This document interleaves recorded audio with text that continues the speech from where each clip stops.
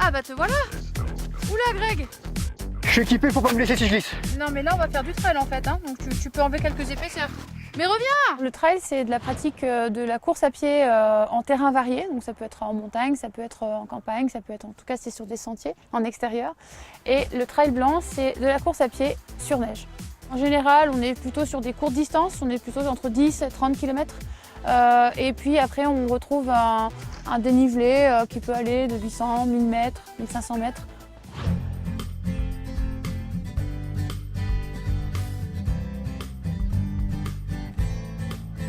Est-ce que je suis assez couvert pour courir dans le froid? Alors rassure-toi, tu es largement assez couvert pour courir dans le froid et sur la neige. C'est très important, surtout l'hiver et en montagne, de protéger les extrémités. C'est là où on attrape froid en premier. La tête, les gants, les chaussettes évidemment. Il nous suffit d'avoir pas grand chose. Une paire de chaussures, donc type trail, avec des bons crampons quand même pour accrocher sur tous les types de neige. Tu peux avoir besoin de guêtres ou de chaînes. Les guêtres, on va les utiliser quand il y a beaucoup de neige, dans la neige fraîche surtout, pour éviter que les pieds soient mouillés. Et ensuite, sur de la neige un peu verglacée, un peu dure, on va pouvoir mettre des chaînes aussi, c'est possible. Alors courir dans le froid, sauf à courir par des températures très négatives, tu risques pas grand chose. En station, comme ici au Cési, on trouve en fait du balisage pour le trail toute l'année, y compris l'hiver. Un peu le même principe en fait que les pistes de ski. Et du coup, ça permet de partir très facilement en fait sur les sentiers sans forcément connaître les endroits au préalable.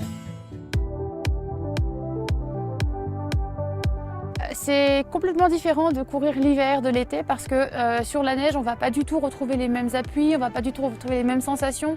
La bonne technique pour courir sur la neige, en fonction des différents types de neige qu'on va trouver, il faut être économe un maximum puisque c'est plus difficile que sur terrain dur, aérien, le plus possible, le plus léger et raccourcir sa foulée. Alors tu vois, ce qui est important, Grégoire, dans les descentes par exemple, c'est de pas hésiter à mettre plutôt le talon en premier. D'accord. D'accord. Parce que notamment en fait quand on aura de la neige un peu plus fraîche en fait, tu as de meilleurs appuis, c'est beaucoup plus stable.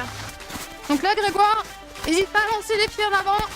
Ah là on s'enfonce là. À bien lever les pieds. On choisit pas son terrain en fait. Et non, c'est vallonné, c'est mou, c'est dur.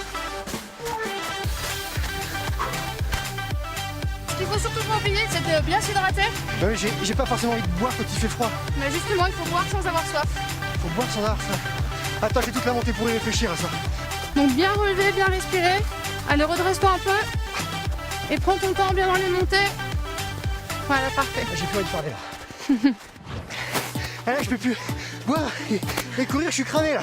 La dépense énergétique est supérieure effectivement l'hiver puisque déjà le corps doit créer une adaptation par rapport à la température qui est plus basse. Ils ont dit que le corps s'adaptait quand on courait. Souvent la montagne, alors je cours beaucoup plus souvent ici.